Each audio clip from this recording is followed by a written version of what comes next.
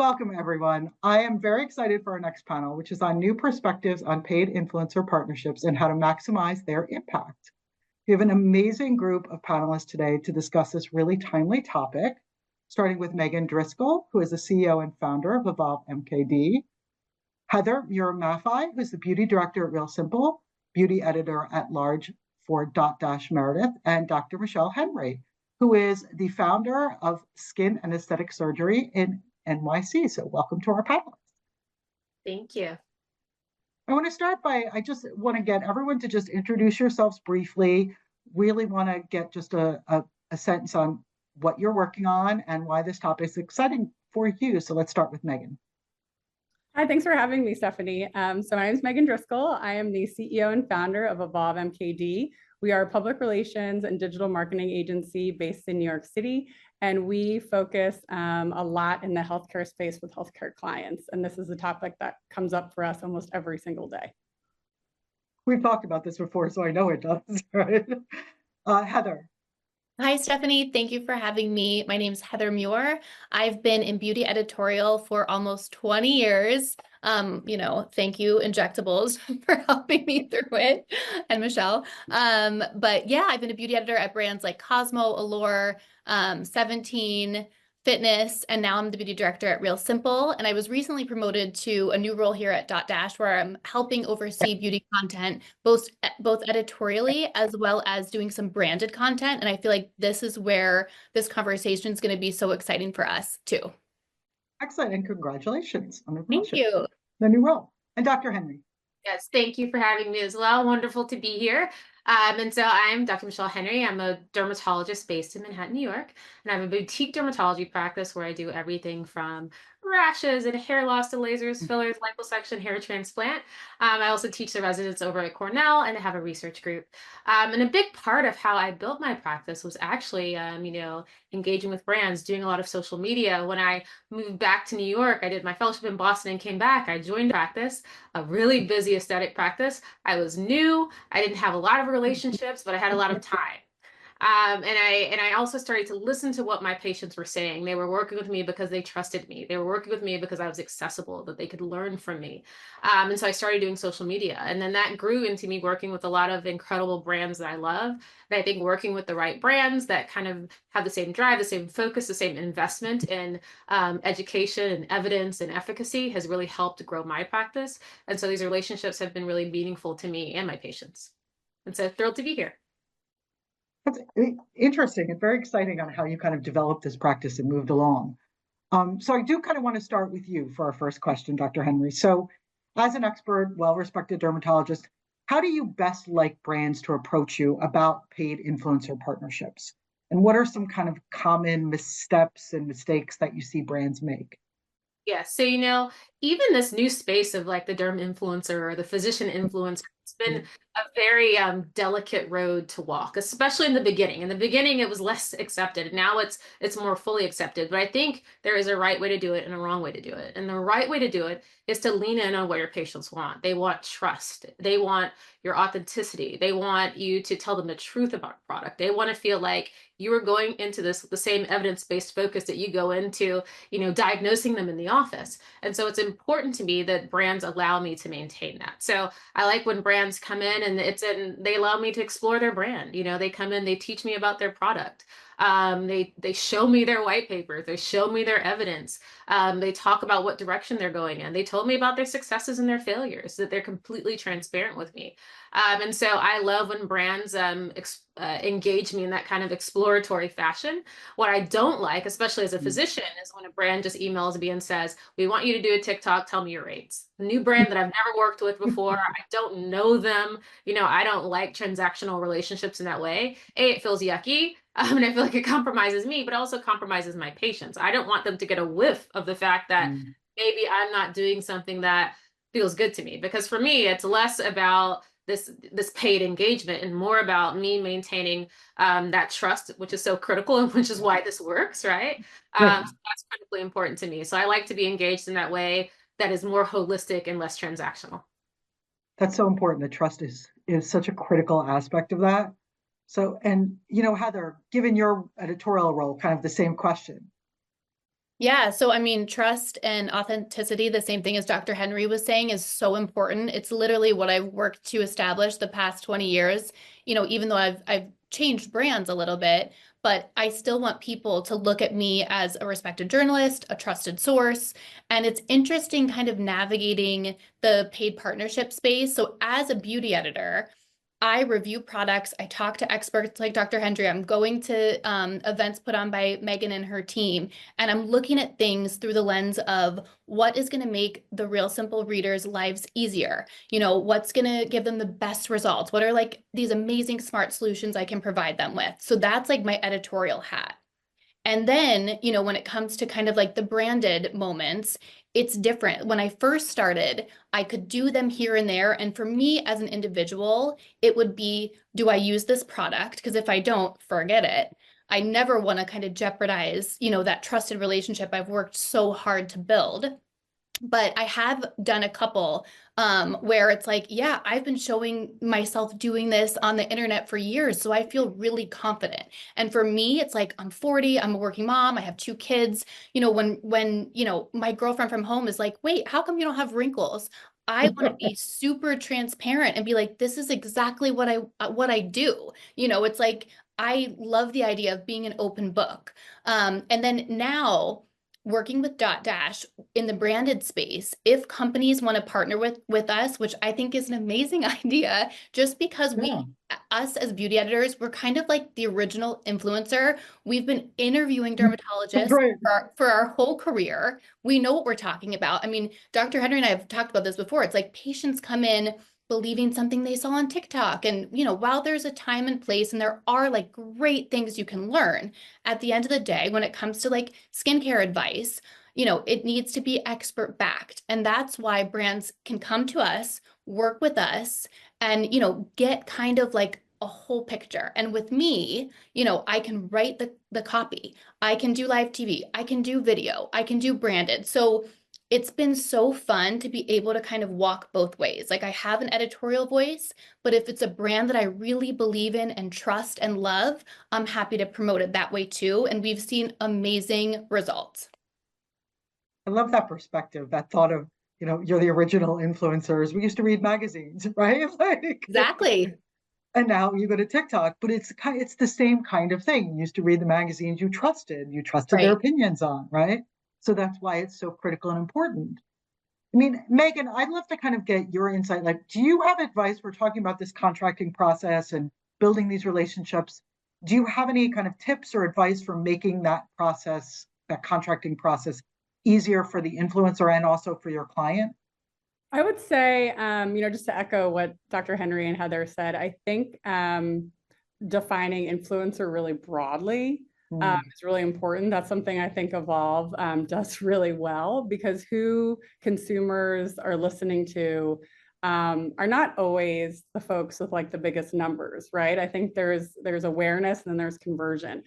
So what we found work really well, or let's like get very specific and very targeted on who, depending on the brand we're working with, who are really the experts. Is it a beauty editor? Is it a dermatologist? Is it, someone else? And focus on that expertise. And then, who's following them? Is it the right consumer demographic? Are they living in the right parts of the country? And then I think once you hone in on that, it's really important that that authenticity is there. So like Heather talked about, like why she was so great to work with. We did a paid partnership with her years ago, is because she had talked about this brand before. Right. You're right.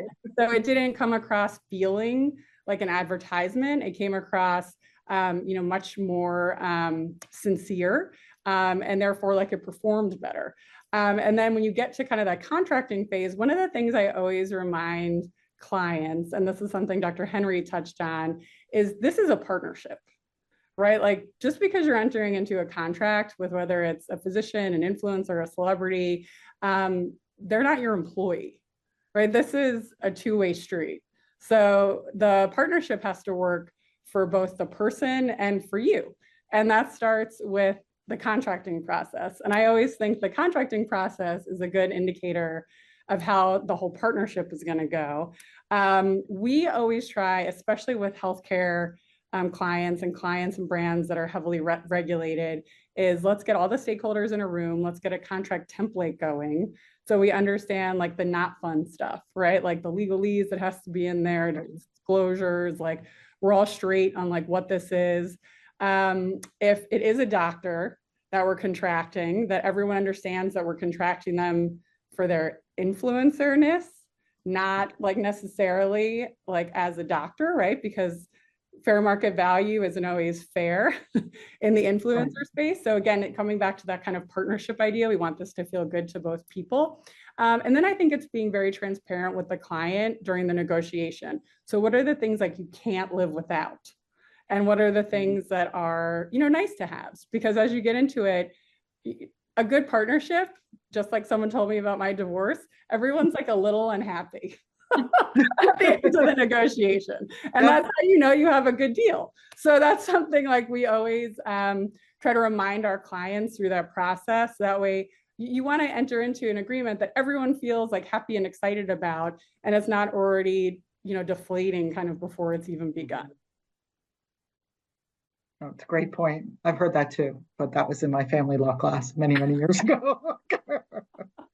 So I kind of want to follow on that. Once you kind of have that paid influencer partnership and it's contracted, then how do you start to advise the client like through that whole content creation process?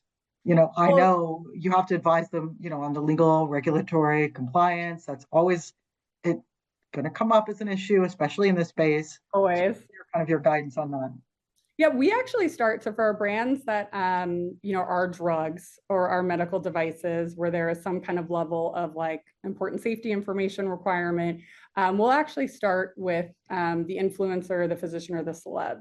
Physician less so, because obviously they're familiar with like product indications and clearances and FDA approvals, but just making sure that, you know, the individual understands like the do's and the don'ts, right? That this isn't like a lipstick. So there isn't as much like creative freedom with what we can and can't say the product does, and that we can't make like quality of life claims. So I think it's important to kind of set those expectations and just that education level up front, because that's not something, if you've never worked with a regulated product, you wouldn't know that. So I think getting that understanding from the beginning is critical. And then we work really closely with the person to storyboard out their content. Right. So that way they know, and we know kind of what they're thinking of, what they want to do. And then we submit the written to PRC or MLRC, whatever the process is. And that's where we remind clients, and we have to kind of re-remind them over and over again that they hired this person for a reason. Right. So when they're reviewing it, that it's not to change tone, it's not to change style. Like we're really looking at what they can and can't say. I mean, we're, you know, varying degrees of successful on that depending on the client, but I would say that that's just like really critically important. And then doing it that way, you know, hopefully eliminates when you actually are reviewing like the footage or a still image, it cuts down on like the editing and the back and forth, because they've already had like a preliminary look at the content. So Heather, just to follow a little bit on that, I know you've worked with EvolveMKD on these partnerships. And so what did EvolveMKD do during that content process that made it easier for you? I mean, to be honest, I've worked with different agencies, you know, throughout my career, and they're just one that makes everything so seamless, which is amazing. They come to us with the right opportunities, so it never feels like, you know, if I see Adina or Megan's name pop up in my inbox, I'm always excited because I know it's going to be something that's like already, exactly, you know, Steph, something that's already like a great fit. They have such a, you know, huge pool of experts. I always feel lucky when I get asked to work with them. And they just make it really easy. And I feel like with that post that Meg was referring to, I got to be myself. There wasn't a whole lot of back and forth. It's like for me, you know, I remember her being like, these are the things it needs to hit. You know, these are like the legal statements it needs to make. And that never bothers me because it's like, I would never want my followers or my readers to take it less seriously than it is. So I feel like if anything, things like that have to be included just make it seem more like more serious. Like you should take those things seriously. Like Meg said, it's not just a lipstick all the time. And the contract process was super easy. I remember being really proud of it. I feel like that's like a gut check for me. If I do a project like that and I'm putting it out to my followers, whether it's my mom seeing it, my husband, my little daughter, like I want to feel excited about it. So when all those things kind of feel right, I know that it's like a good job, and they always make it really easy. And I also know that if anything would ever pop up, they would be really open to like having that dialogue. Like, this feels off to me, or can we tweak this? Or I want to show something more like this. And I feel like that's when you know you have a good partnership going. Yeah, it should be a partnership, right? Like it should be a back and forth between everyone, not just, as we said in the beginning, someone hiring you to do something or telling you what to do. And I And think, also, yeah, sorry, go go ahead. ahead. I was just going to say, I feel like that's where someone, working with an editor who's super professional, you can kind of maybe tell the difference. I've heard for a while there, brands would talk to me, different founders, like, oh, we went with this influencer, we're trying this person, and then coming back and being like, whoa, they couldn't memorize their lines, or they couldn't meet the deadlines, or they didn't even show up on time. And it's like, there's just not really room for like a crazy diva behavior. Like, we're all trying to like get our jobs done. Right. So just putting that out there too. No, it's so critical, and that you feel comfortable too. For I sure. think, and feel like you're being yourself, Yes. because I think that's another thing is like someone telling you something to say that just isn't you. That doesn't feel authentic. Right. And the audience can totally feel Yep. that. I mean, I've seen so many brands pivot from influencers or like traditional influencers. They're Yeah. like, it just felt so forced. You really need to find that sweet spot where you truly believe it because you should. Yeah, no, absolutely agree. And kind of, I want to kind of get your thoughts on this, Dr. Henry. Like, how do you balance, maintaining that personal brand and voice while also adhering to these company guidelines and the expectations? Yeah. So I think kind of as a physician, there are also like personal brand guidelines we have to Yeah, stick to. yeah, And so that's not very difficult for me, in our business, we're always worried about liability. We're always worried about risk. I always say as a physician, I'm kind of like in the business of risk stratification. That's kind of what I do. And so I understand that very clearly what they're doing. And it's also my role and my responsibility to give informed consent in all of the things that I do. Right. And so it's really important for me, especially when it is pharma, to make sure that I'm educating in that way. So that's not difficult for me at all. And I think it's also as a physician, that's what's expected. And so when I am working with Evolve, I really appreciate the fact that that's upfront. They're very, very clear. It is a very much, as I said, it's not transactional, it's a holistic approach.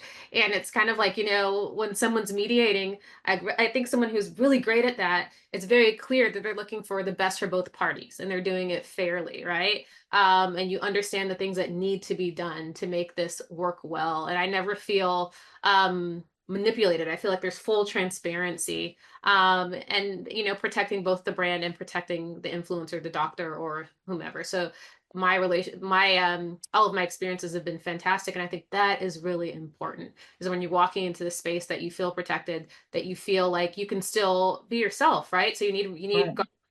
but you don't need it to be prescriptive, right? Because you owe it to your audience and to your patients to still bring what you bring to it. And I always feel that way. I always feel like I am still the captain of my ship, right? And my content, right?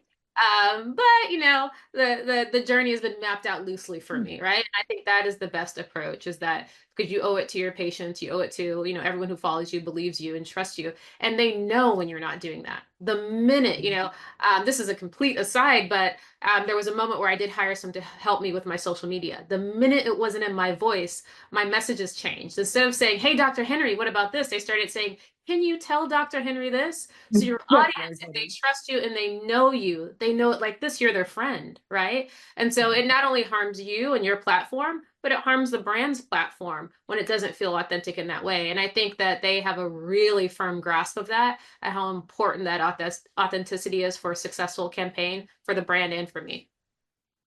It's so interesting that they can tell, but I'm not surprised, right? Like, because you have a specific voice and you want to maintain that throughout.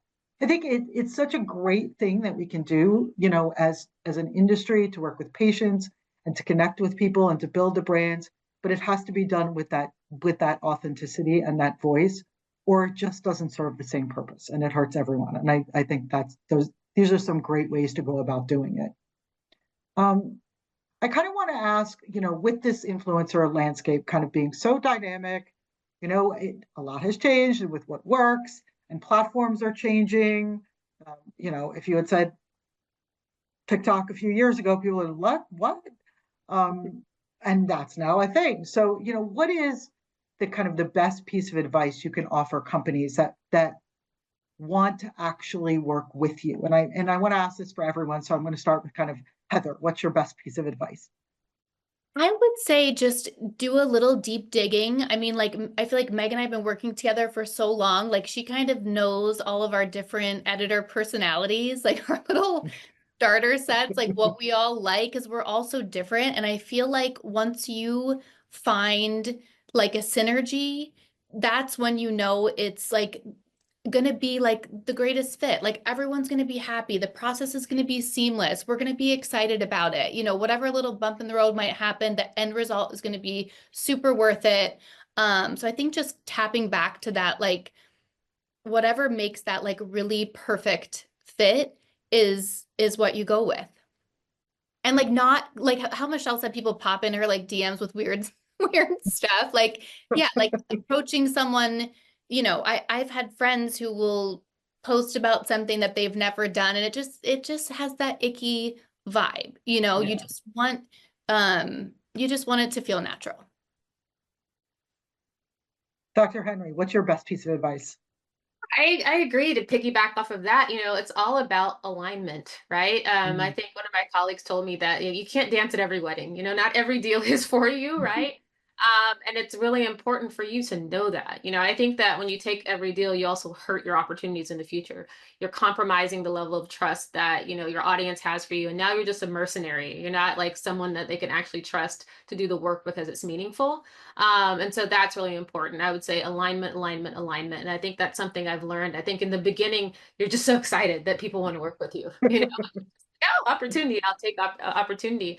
But there is a lot of like, I guess, pun intended, opportunity costs, right? It takes, right? Like you have to understand what is right for you and what is the right alignment. And if someone is like getting started, I would say, make sure it feels good. Every time I didn't quite feel aligned, every time, and this never happens with Evolve, but every time I felt like pressured and I'm just gonna do something good. And it's not necessarily because I would never support a brand I don't believe in, right? Every brand I've worked with, I believe in it. I've tried it. I trust it. It's not something like fringe and popular.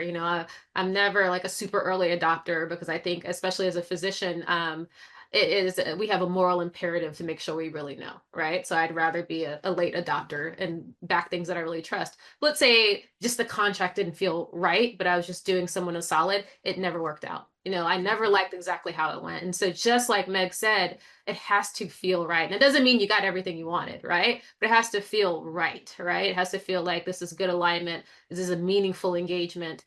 So I would say like, trust yourself. This should feel good. For me, it's auxiliary to what I do, so it should augment what I do. And that means it should feel good. I should feel like I'm doing a service, not only for the brand, but also for my audience. And whenever it doesn't feel like that and it's lacking in alignment, it's not the right opportunity.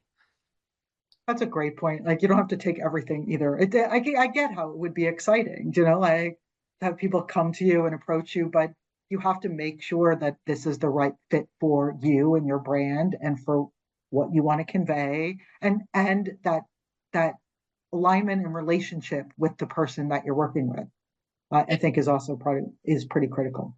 Steph, I was gonna say, I think just hearing this, it's like what makes like a special, like really good content creator is almost like someone who's saying no behind the scenes more than you would ever think. It's like every day it's like some shapewear thing, which I love shapewear. I'm wearing it today, but it has to be the one I like. Like it can just, you say yes too many times and you kind of start to slip. And I feel like Meg, like when she picks her clients, she has such a good she has a good read on like, oh my gosh, they have amazing technology, or they're working with an amazing expert, and same thing with Dr. Henry. It's like we see derms come onto the scene and it's so helpful for us because I need to know like who's the top of their game that I can text and be like, what's this rash on my son's butt? Or like, help me with these quotes for this article or whatever it is.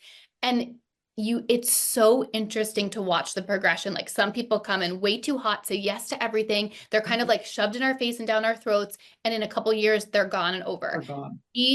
Michelle, you've done such an amazing job. Like she's so well respected. You know, I love reaching out to her for quotes, and she's done it in a way where, yes, she's popped up with like amazing trusted brands where it makes sense, but walk that line of like not too much too fast. That Yeah. was actually the best advice I got when I started my business. Was another business owner told me to get comfortable saying no, Yes. because Yeah. not everything is meant for you, right? And I think, you know, I also try to come from a place of abundance.